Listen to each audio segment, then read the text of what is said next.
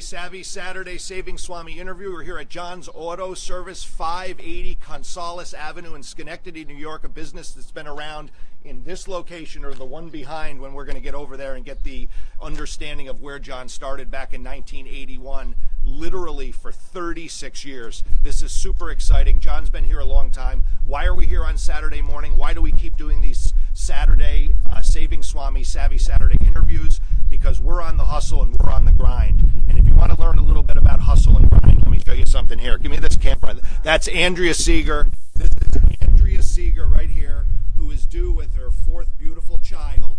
A girl is coming in a week, and she's out here hustling and grinding, because we know about hustle and grind and what it takes to be successful in business at every level. So unless you've hit the lottery or unless you've gotten really lucky, hustling and grinding is the only way to go. So let's go inside and see John's facility here. Full service auto repair center, every level of repair, oil changes, transmissions, technical computer repairs, every single thing that could ever happen to your automobile, John can handle here. He's got the latest, most updated equipment. Let's go in. He's got 8 lifts. He is awesome. Let's see John here. Let me hold that door for you, young lady. All right, we're in John's garage here. He's got the computer diagnosis. He's got 8 different lifts. He's got this awesome, awesome platform here to diagnose vehicles. And here's the most amazing thing, is this business here has expanded multiple times. He started in the back in a house that he grew up in back in 1981, where he filled out the paperwork and incorporated for John's Auto Service from a garage we're going to see. I'm going to ask him specifically about that, because you guys really have to understand what it takes to own, operate, and run in a highly competitive industry, a successful business for almost 40 years. I don't know where he is, but we're going to find him. John, where are you? Oh, there he is. Awesome. Nice to see you, brother. Nice to see you. Let's sit down and have a conversation here, and hopefully you can take us out back just real quick so people can see where you started. Absolutely. But let's start here just talking about 1981. You moved, what, to Schenectady when you were 2 years old? Well, my family, I grew up in a house next door over here. My family moved there when I was 2 years old. And, you know, a little history. My father had gas station business back in the 60s. And he eventually sold it and became a welder down at G, worked down at G for like 30 years. But when he bought this house over here, there was like a barn garage in the backyard over here. And my father has always been a hard worker, and he's always looking for something to do. So he always tinkered with cars. And I think it was probably mid-70s, late 70s when he started taking on jobs for customers. At the time, most of the customers were people that he worked with down at GE. And I used to help him out. And then when I graduated from high school, we went and we got registered. It was still a part-time thing, 1981, that's when we registered. And together we worked at part-time. And 1985, when I graduated college, I think it was about the same time that my father had retired from the GE, that's when we decided to go full-time. And together we worked there a couple of years. My father retired fully, I think somewhere around 1987 or 1988, something like that. And then I took the business by myself and ran with it. You know what's a good idea? If you got a second, we'll go outside. I'll show you the house that I grew up in and the garage that we started with. I'd love to see it right out back. Take a walk? Yeah, let's go right out back and take a look. I mean, that's a really interesting part of the story, because the garage that you're in now operating. When did you come to the first part of this building? 1994. 1994. 1994. That's incredible, because you never see a business where the old piece of the business, I mean, unless it's for nostalgia, it's still there. You've got the old piece of the business here. Can you see us, Andrea? Awesome. So that's the house I grew up in, and that's the garage that I worked for roughly, well, full-time, 10 years. But, you know, my father, like I say, started in the 70s, so there was probably 20 years of work that came out of that garage right there. I would expect the overhead in that garage to operate was a little lower than the overhead here. A little bit lower. Incredible. So talk about location, because we're in kind of an odd part of Schenectady, a little bit off the beaten path, but I guess credibility, reputation, doing the right thing with the customer, yes, gets you all that high percentage repeat business that you're always looking for. Almost our entire business comes from word of mouth. I mean, and you know, when I built this place, a few years after I built it, I almost thought I built it in the wrong location because we have no drive-by. Well, there's pros and cons to that, because when you're dealing with drive-by, people coming in, they don't have that trust already built in. But people who have been referred, they're already walking the door with that trust level. So it just makes running the business so much easier. I wanted near the end of the interview, after we painted the whole picture on the successful business that you built and the culture you've created and your employees, we're going to touch on everything. Sure. But I kind of wanted to talk about the black eye that the auto repair industry has, or the bad reputation that it has. And that's what you're talking about. Someone will come in who's never had any experience with a garage or a business. They don't know you. They don't know your employees have all been here at least 15 or 16 years. They don't know what type of white glove service you give to the client when they first come in. They don't know any of that. They just drive by, they see an auto repair store or shop, which there's dozens and dozens of them in Schenectady and hundreds of them in the area. Right. And they just come in because they hear a weird noise in their car, or their husband or wife said, hey, there's a problem, I'm feeling something. So how do you overcome that if you're in that high traffic situation? You're in a whole different deal. How do you think they do that? The black eye in this business, I'm sure there's shops out there that are intentionally, taking people. I don't think the bulk of them, 90+% of them, I think a lot of the black eye comes from people not understanding how to run a business. They don't have the proper equipment. They might make the wrong diagnosis, so the customer's not happy. They think they got ripped off. You know what I mean? I don't think a lot of that stuff, I don't think is intentional. I mean, the way you get away from that black eye is you just have to do things as highest quality as you possibly can. You have to have your equipment up to date all the time. You have to have your information up to date. You have to have the highest quality people working for you. And when you have all of that, you're going to eliminate so much of that black eye reputation, because everything you do, or, nobody's perfect, but, 99% of what you do is going to come out right.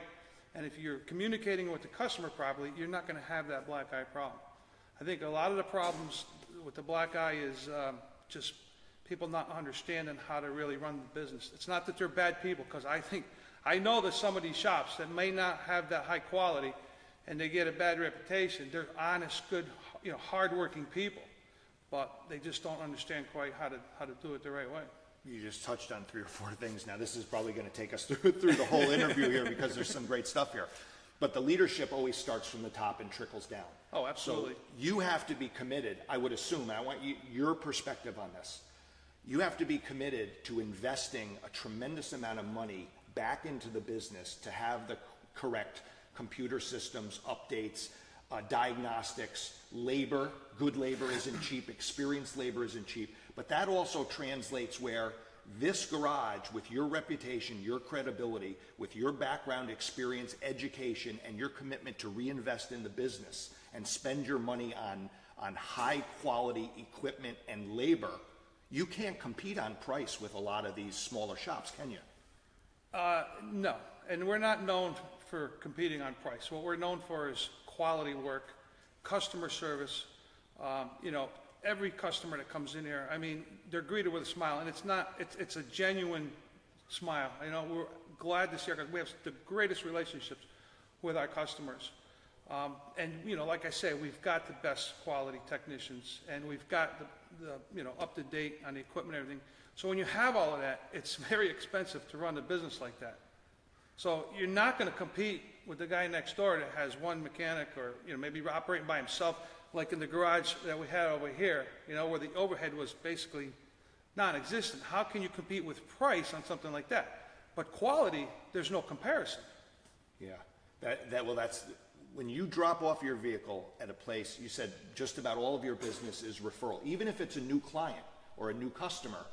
The only way they're going to find your shop is because they were personally referred by someone that they know, love, or know, like, and trust. Yeah, the bulk of our customers are, referred.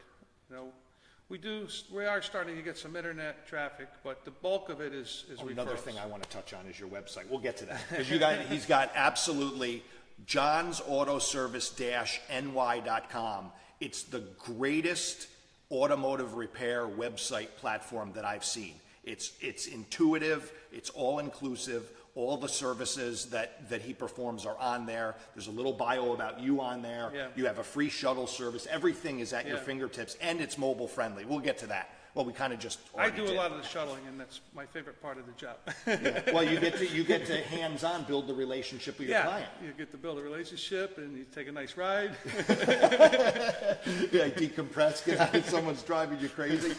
So when that new client comes in, even if they have never had an experience here, because they were referred by somebody, they have a certain expectation. Yes. How do you deliver on that expectation? Because again, we're not competing on price, we're competing on quality of service, we're competing on relationship. Well, I mean, it starts when they walk in the door. You know, I mean, when somebody walks in the door, you know, they're greeted, you know, very friendly, with a smile. We always try to get, you know, name and always remember somebody's name. I think calling somebody by the name is probably one of the most important things you can do in business. And the other thing is communication. You know, when you bring somebody's vehicle in and it's 2 o'clock and they haven't heard from you, it's probably not a good thing. You need to be in communication and never do anything on somebody's car without giving their approval. You know, even if they've been here 100 times and you know that every time you call them, they say fix it, because you don't know what's going on in their life right now. They might just had some kind of financial tragedy, and $300 at this time is like all the money in the world. So I would never just fix it. You know, I'd always call the customer first and make that communication.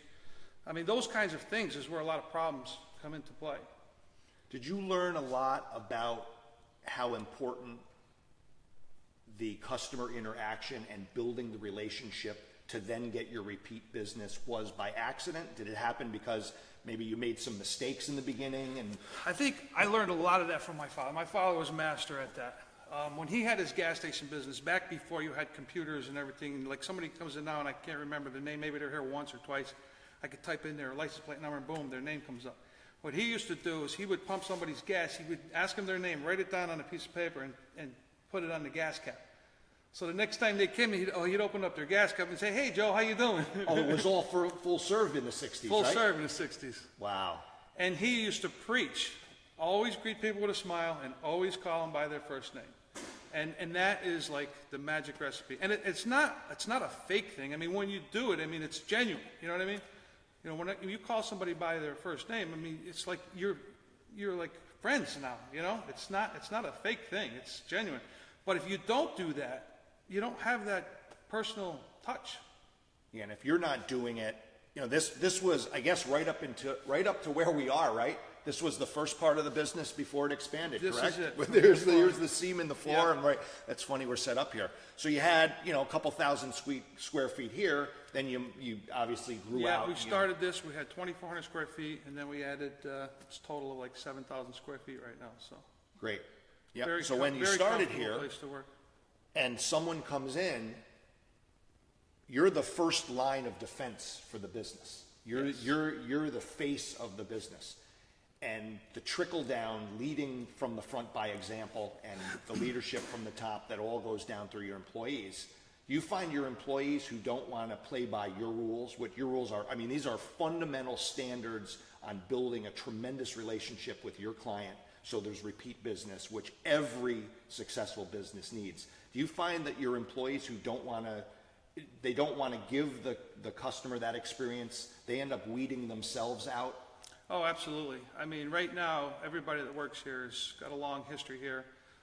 They're the cream of the crop. I mean, over the years, I was going through the list, and I think I've had like 16 employees come and go because they didn't fit. But the people that are here now, I mean, they're just, you know, we'll get into that too here, but they are absolutely top quality people, and customers love them. You know, I never have to worry about one of my employees upsetting a customer. It just doesn't happen. Let's go right into that. Talk about the culture you've created, what it needs for someone who, say, walks off the street, they hear maybe you're hiring a certain technician or you're hiring somebody here in the garage. What's your process to bring in the right person that fits with what you've created here behind the scenes? Yeah. It'd probably be easier for me to start on the history of the whole thing and how we started with employees and everything. Please do, yeah. You know, maybe we'll back up and get to that question in a second. I'd like to just talk about how the whole business was created. So, you know, I talked about how my father started it, and I joined him in 1985, and then I think he retired somewhere around 87 or 88. And, you know, I took it over by myself. Actually, my brother, who became a school teacher, he worked with me for a couple of years. The first couple of years, being in the business by myself with my brother and everything, it was kind of going nowhere. I mean, the attitude that I had just wasn't, it was kind of like a why am I here attitude, you know? Part-time, just do something. Yeah, you know, and then, you know, this kind of crazy thing that happened, but a friend of mine showed me an internet or a network marketing business, Amway, and I kind of got excited about it, and I joined into it, and I started reading all the tapes or all the books and listening to This was back in the 80s? Back in, like, right around 1990, I would say. 1990, Yeah. okay. And all the, you know, the self-help books and the positive thinking books, it just opened my eyes how things were. So I never made 10 cents in Amway, okay? I think I was in it for maybe 6 months. But what I learned about how attitude, you know, is everything, it literally changed my life, because that's when things started to click. And instead of coming in and saying, why am I here, why me, I started coming in and going, you know, I might have something here. And that's when you start going at it with do whatever it takes attitude. And you start having a vision where you want to go, you have goals, and you start working longer and harder, and things actually started to click. And Well, someone would look at this now. You got 7,000 square feet. You've got a handful of employees, all at the top level from a technical perspective of repairing an automobile, no matter what the problem is with the car. And they would say, well, John, you've expanded a couple times. You've been here for 35 years. You've got the ultimate of all auto repair services in Schenectady County and the surrounding areas. Are you surprised that you're here? And you'd say no, right? Well, it's funny because that question pops up from time to time, and I know it's meant as the thing is, I never answer that question. I just smile, because the thing is, if you don't envision this first, it's not going to happen. You know, you don't just go from there to here without picturing it in your head first. And this business that I have right now is almost exactly what I had planned 25 years ago. Yeah. You know. Well, that's it. And you actually invite it into your life, and you go through the steps and the process to have when you start, you have to have the end in mind. Absolutely. You know, when you start. And it's exciting to see the whole process. And obviously we're not winding down or anything, but to go back and to see where your mind was back in the 80s. And that's one of the big misconceptions, I believe, having some network marketing experience, as you have some network marketing experience. It's not so much the money or the success you have within network marketing. It's the fact that the personal development and the education and the tools and the mindset that you get as a sideline to the network marketing business is priceless. It's priceless. It's priceless. Now, with all that being said, there's no way in the world I could go from that to here without having the right people. And it was summers around 1990 or 1991. I hired my first full-time employee, who happened to be married to my cousin. His name was Laredo Mastriani. And he was a phenomenal mechanic. He came in here, and he was very instrumental in helping me build this business to where it is today. I can remember, like the first few weeks they did work for me, I had a guy come in. He had a car towed in, and in the trunk was his entire engine, all in parts. And I was like, and I don't want nothing to do with it. And Larry said, John, I'll put it together. I'll put it together. And he put it together, and the car ran, and everybody was happy. And I was like, wow, that's amazing. Was that the first time that it really resonated with you about having the quality help that you needed to grow the business? Well, I don't know. I mean, at the time, he was like one of my very first employees, so I guess maybe, and I was young, I was probably thinking everybody's like this, you know? But everyone is not like that. Until you have some business experience, you realize, no. Oh, that's so funny. That's really, really, really funny how you stumble upon one of the cornerstones of your business by accident. Yeah. As you're building it at a young age. You're kind of like a blind man in a dark room. There's so many things you learn over the years.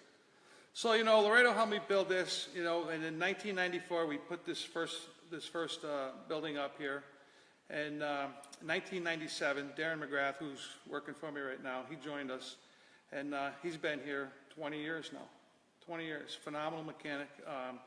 He's super fast mechanic, technician. Just a great guy. Works really hard.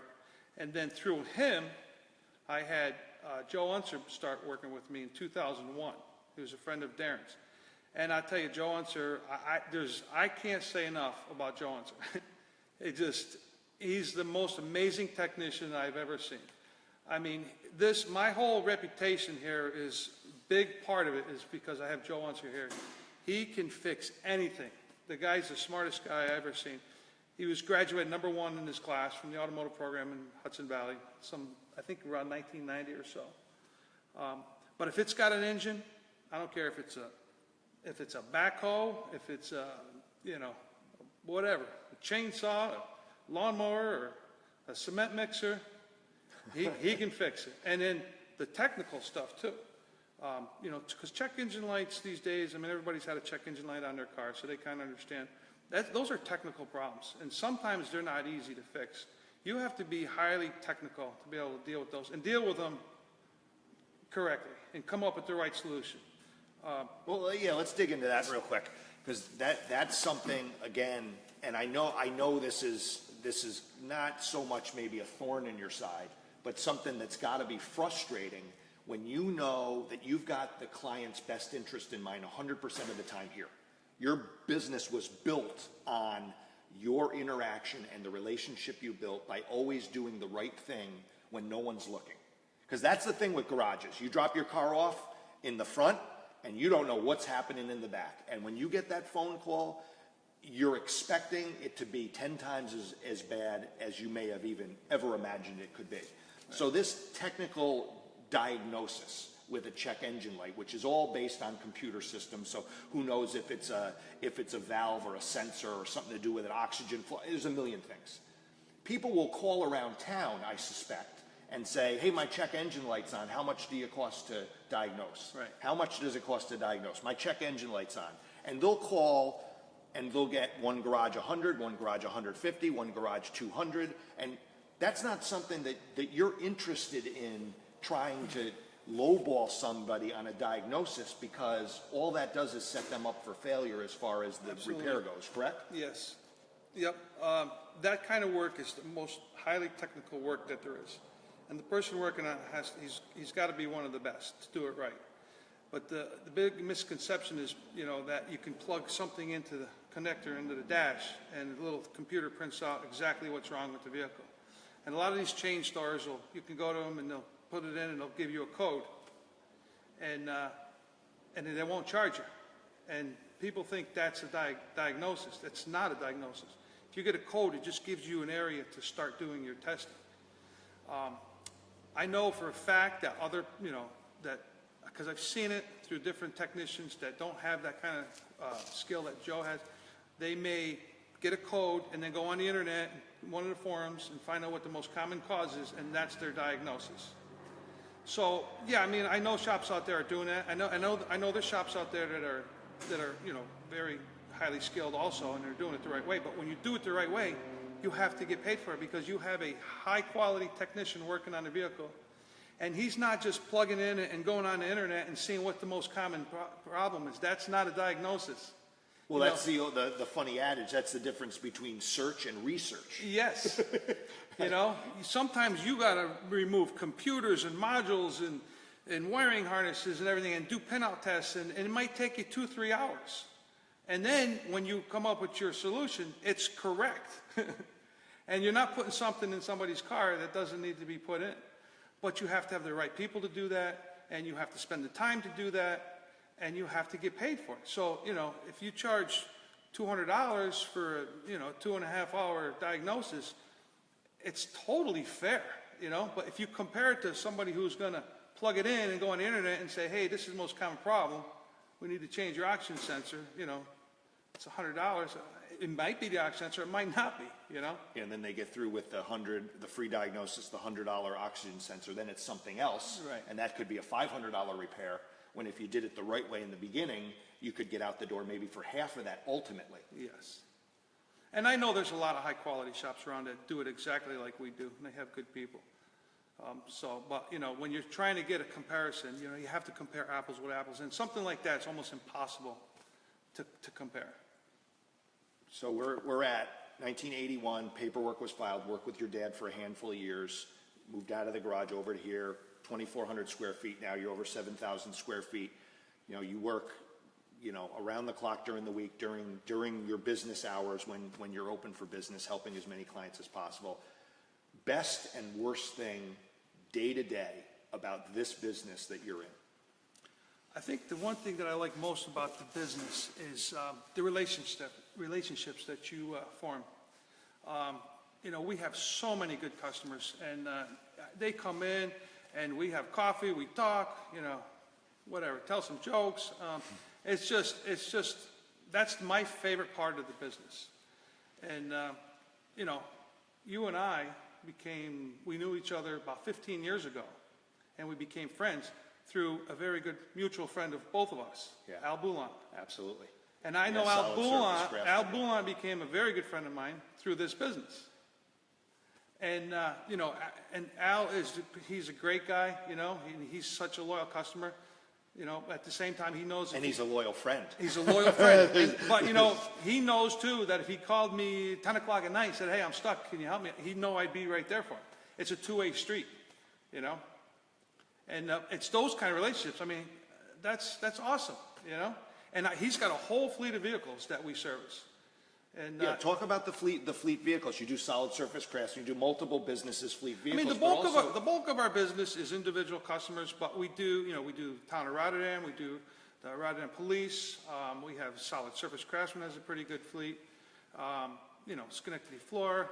You know, I'm probably going to miss a few of my fleets here, but another one is Living Resources. They take care of. They have these houses. They take care of handicapped people. They have vans all over the place. They're a very big account of ours, and we have great relationships with all of these companies. See, that baffles me, not the fleet vehicle and not the relationships, because your whole business was built on that relationship and the repeat business. I'm saying it ad nauseum like a broken record. But it's important to understand that the dynamic when a customer or client enters your business to do business with you, it starts with a negative undertone. They didn't just get their tax return and they're going to the mall and they're going to buy their favorite watch or piece of jewelry. They are coming to you with a problem. Yeah, that's the one thing about this business that I wish was a little bit different. Could that be the hate part? Well, I don't know if it's hate. It's just that, you know, somebody comes in, like if they go to the store and they buy a brand new TV and they spend $1,000, right? They go home and they put that TV and they're excited. They don't even think about the $1,000. I got a new TV. But when you come in here with your car and it costs you $1,000, you go home, you have nothing more than you had the week before, except you're out $1,000. Right. It's a necessity. And they understand it, but there's no excitement to that, you know? And then not calling up and say, I love my new TV, you know, hey, I love my car, it's the same as it was. Well, that's the incredible commitment that you have to have in this business to continue to nurture those relationships over time, because no one is ever coming to you because something great just happened to their car. Right. Because then they wouldn't need you. Right. When they walk in, they have a problem.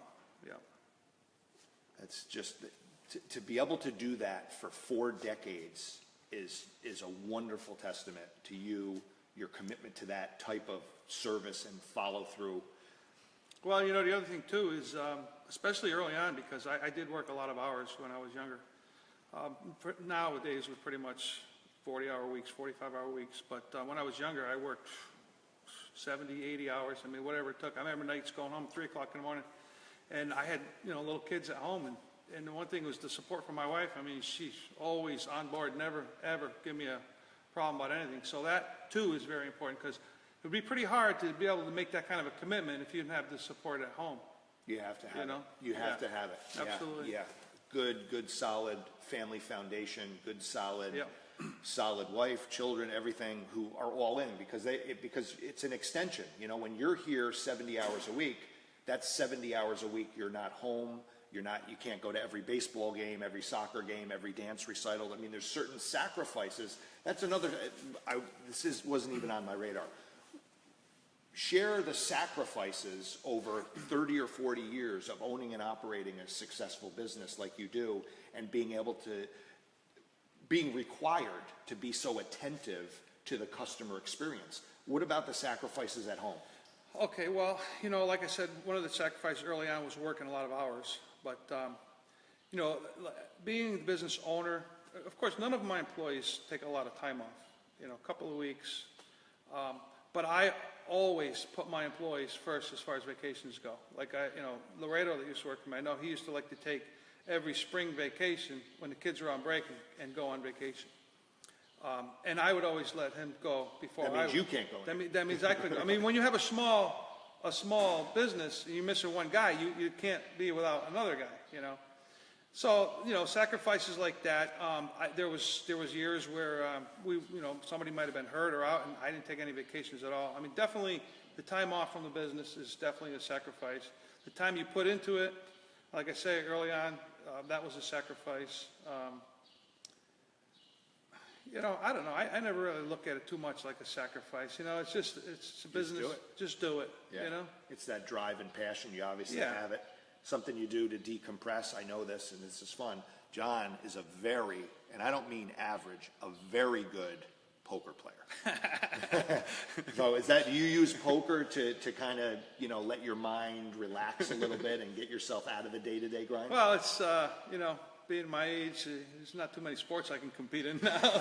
So poker it feeds you that, gives you that competitive fix, Yeah, for sure.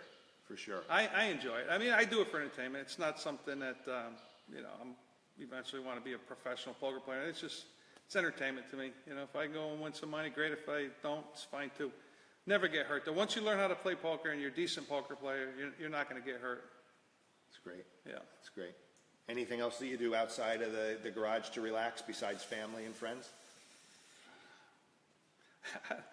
I don't have a lot of things that I do. That's right. Yeah. That's cool. Well, you know what? We're really blessed and happy that we had time. Andrea, thank you so much for the grind. Again, my marketing director is Andrea Seeger. It's andreaseeger.com. We're here with John Belli of John's Auto Service here in Schenectady, 580 Gonzales Avenue.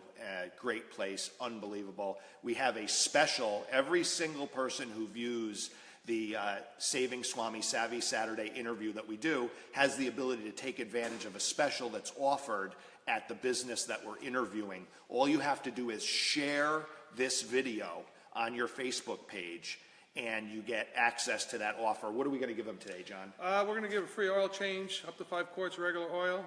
If you share the video, stop in and we'll change your oil for free. That's awesome. Free oil change. Thank you guys for watching. We're here with John Belli of John's Auto Service in Schenectady, New York. Thanks so much. Enjoy your weekend. Have a great Saturday. Thank you so kindly.